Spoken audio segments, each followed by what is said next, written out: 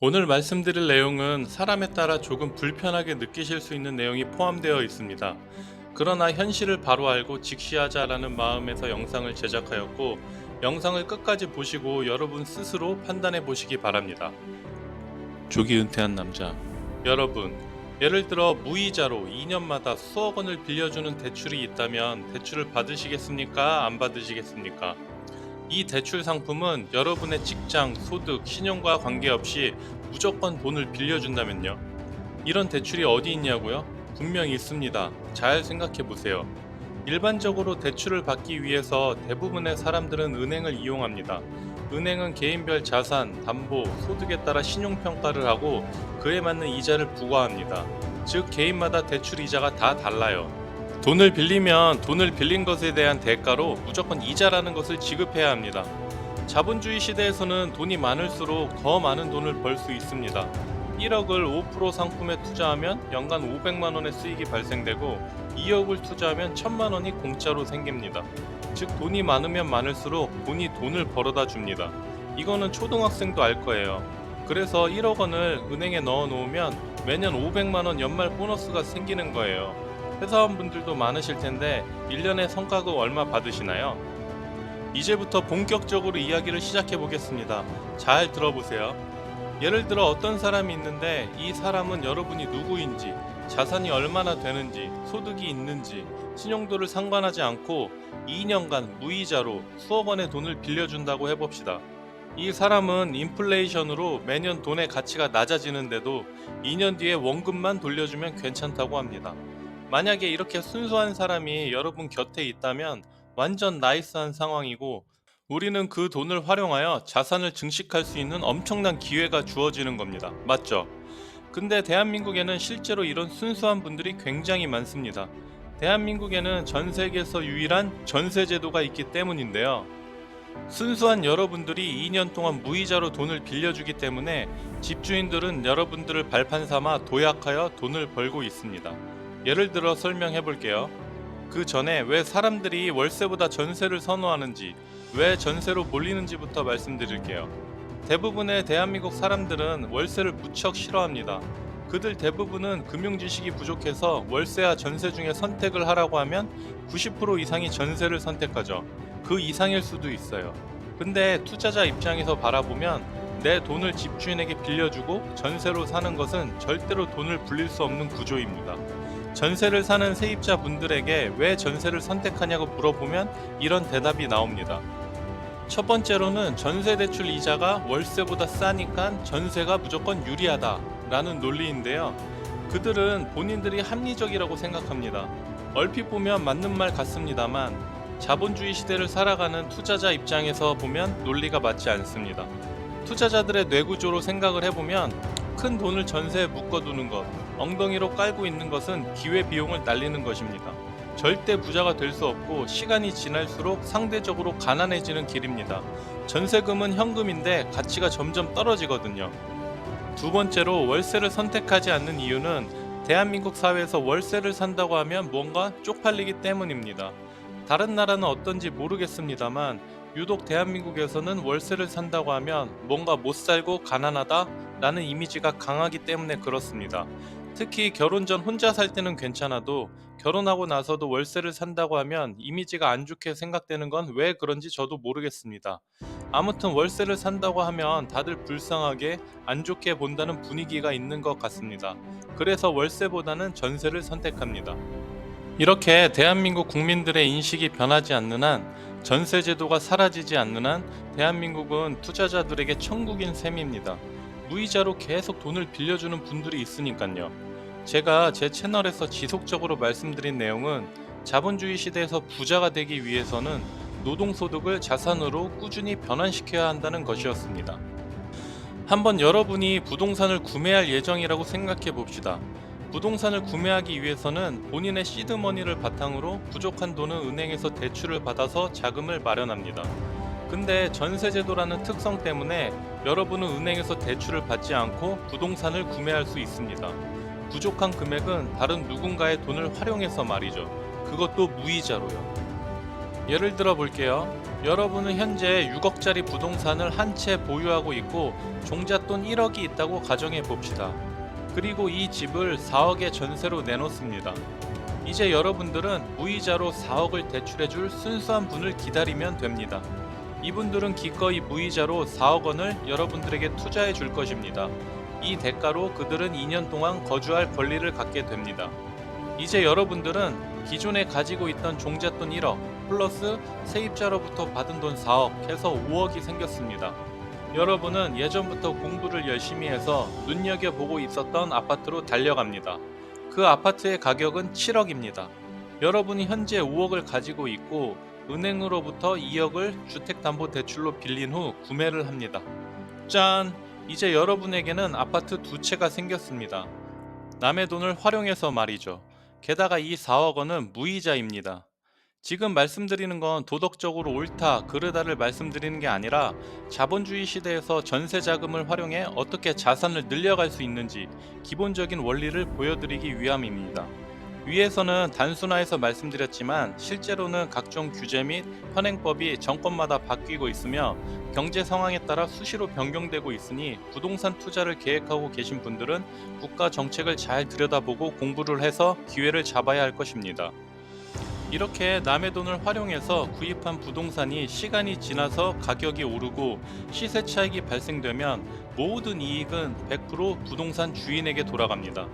순수하게 4억을 빌려주신 이분은 시세 차익에 대해서 그 어떤 이익도 가져가지 못합니다. 또한 이분은 전세자금 대출 이자도 본인이 내야 합니다. 실제로 4억을 굴린 건 집주인인데 이자는 세입자가 내주고 있는 거죠. 자, 이제 2년이란 시간이 흘렀습니다. 이제 우리는 어떻게 하면 될까요?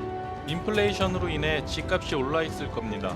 오른 만큼의 금액을 다시 세입자에게 추가적으로 달라고 하면 됩니다. 세입자 입장에서는 부족한 전세금을 집주인에게 주기 위해서 2년 동안 힘들게 노동소득으로 모아온 돈을 내주던지 아니면 은행으로 가서 추가 대출을 받아야 합니다. 물론 이자도 올라가겠죠. 만약에 이 분이 돈이 부족하다면 다른 세입자를 받으면 됩니다. 만약에 집값이 오르지 않아 전세금 증가 없이 다시 재계약을 그대로 할지라도 세입자분은 안 올라서 다행이라고 생각을 하면서 오히려 집주인에게 고마워할지도 모릅니다. 실제로는 이 분이 우리를 부자로 만들어주고 있는데도 말이죠. 이제부터 진짜 중요한 내용이 나옵니다. 우리에게 돈을 무이자로 빌려주는 세입자분이 크게 착각하고 있는 게 있는데요. 대부분의 금융 지식이 없는 분들이 생각하는 방식이죠. 첫 번째 착각은 세입자가 집주인에게 준 돈, 전세금은 2년 뒤에 원금 손실 없이 그대로 돌려받는 것이기 때문에 세입자는 손해가 없다. 세입자는 이 집에서 2년 동안 공짜로 사는 것이다. 입니다. 우선 집주인들은 바보가 아닙니다. 그 집을 생각 없이 매수를 한 게 아니에요. 공부를 통해 지속적으로 눈여겨보고 있던 매물이 저렴하게 나왔을 때, 미래의 시세 차익이 기대되는 물건이 눈에 보일 때, 그때 부족한 본인의 돈을 메우기 위해서 무이자로 대출이 가능한 여러분의 돈을 활용하는 것입니다. 몇 년이 지나 집값이 오르면 이익은 100% 집주인이 모두 가져갑니다. 단순하게 표현해보면 다른 사람의 돈을 무이자로 빌려서 우량한 자산을 구매하기 위한 것입니다.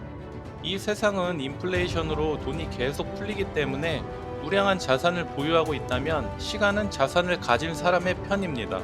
물론 중간중간 상승과 하락을 반복하겠지만 시간이 지날수록 자산 가격은 계속 올라가고 화폐 가치가 하락할 것이기 때문이지요.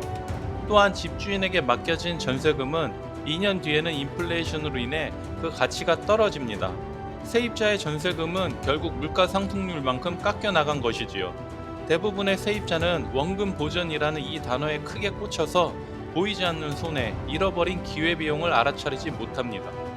두 번째 착각은 전세대출 이자가 월세보다 싸다. 그래서 결국 이익이다. 이 논리입니다.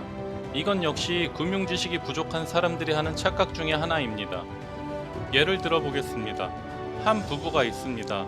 집을 구해야 하는데 경기도에 6억짜리 아파트가 있고 전세는 4억, 월세는 보증금 5천에 월세 100만 원으로 가정해 봅시다. 부부가 가진 돈은 2억으로 생각을 해보겠습니다. 이 부부는 전세를 들어갈지 월세를 들어갈지 고민하면서 계산을 해봅니다. 전세를 선택하면 본인 돈 2억에 2억을 전세 대출을 받아야 합니다. 대출 이자를 3%로 가정해 보면 1년에 600만 원 이자가 지출되죠. 반면에 월세의 경우 대출은 필요가 없으며 월 100만 원씩 1년 하면 1200만 원이 월세로 나가게 됩니다. 즉 전세를 선택하면 월세 대비 1년에 600만 원을 아낄 수 있고 2년 동안 1200만 원을 절약할 수 있습니다. 그래서 전세를 선택하게 되죠. 여유자금 측면에서 보면 전세를 선택하면 본인 돈 2억 원을 전세금에 투입했으니 여유자금이 0원, 월세를 선택하면 보증금 5천을 제외한 1억 5천만 원이 여유자금으로 남게 됩니다. 대부분이 여기서 전세를 선택하겠지만 만약 월세를 선택했다면 이 부분은 1억 5천만 원을 가지고 수도권 구시가지에 있는 2억 5천만 원짜리 소형 아파트를 주택담보대출을 활용해 매수합니다. 몇 년 뒤 이 집의 매매가는 3억 원이 되었습니다. 현실 세계에서 실제로 부동산 투자하시는 분들은 이런 방식으로 자산을 늘려가고 부를 쌓아가고 있습니다. 이 내용에서 핵심은 본인이 힘들고 어렵게 모은 시드머니를 기회비용을 고려하면서 시간이 지날수록 가치가 올라가는 자산을 소유하는 방향으로 끊임없이 생각을 해야 한다는 것이고, 내가 피땀 흘려 힘들게 모은 종잣돈을 다른 누군가가 활용하여 부자가 되는 용도로 사용하도록 놔두면 안 된다는 얘기입니다. 여러분의 돈은 남이 아닌 여러분이 자산을 소유하는 데 필요한 레버리지로 활용해야 합니다. 자본주의 시대에서 부자가 되는 방법을 단순화시켜보면 본인의 시간과 노동력을 활용하여 종잣돈을 모으고 남의 돈을 활용하여 가치가 올라가는 자산을 산다입니다. 여기서 두 번째인 남의 돈을 활용한다 방법은 은행을 통해 대출을 받는 방법이 있지만 우리나라에는 대출이자가 0%인 전세제도가 있기 때문에 투자자 입장에서는 최고의 제도인 셈입니다. 이제는 여러분에게 달렸습니다. 앞에서 말씀드린 전세, 월세 중에 선택을 해야 하는 순간이 되면 600만 원을 아끼기 위해서 전세를 선택하실 건가요? 아니면 월세를 선택해서 남는 돈으로 자산을 소유하실 건가요? 자산을 소유해서 시간이 지난다면 당장 손해로 느꼈던 600만 원도 못 벌어다 줄까요? 선택은 여러분의 몫입니다. 대부분의 사람들은 금융 지식이 부족하기 때문에 원금 보장이라는 단어에 꽂혀서 숲을 보지 못하고 나무를 선택하게 됩니다. 또한 집값이 떨어질까봐 결국 전세를 선택하게 됩니다. 월세 사는 건 뭔가 부끄러워서 싫고, 내 집을 마련하자니 집값이 떨어질까봐 무섭고, 결국은 평생 내 집 마련을 하지 못한 채 전세로 살다가 끝나게 되죠. 조금의 리스크도 지기 싫기 때문에 전세밖에 없다는 결론에 다다르게 됩니다. 우량한 자산은 사이클을 반복하면서 장기적으로 우상향을 그리는데, 이들은 집값이 떨어지면 무서워서 못 사고 집값이 오르면 비싸서 못 삽니다. 우리나라는 전세 제도가 있기 때문에 여러분이 공부를 하고 준비를 한다면 언제든지 계단을 차츰차츰 오를 수가 있죠. 우리나라엔 전세 제도가 사라지지 않는 한 말이죠. 마지막으로 이 세상의 모든 부자들은 본인 돈으로만 부자가 된 사람은 없습니다. 결국 남의 돈을 활용해서 부를 늘려왔고 지금도 그렇게 하고 있습니다. 대표적으로 은행, 자산운용사, 보험사, 국민연금관리공단, 모든 기관들과 사람들은 남의 돈을 활용합니다. 자, 이제 여러분의 선택만 남았습니다. 남에게 본인 돈을 빌려주는 사람이 될 것인지, 남의 돈을 빌리는 사람이 될 것인지,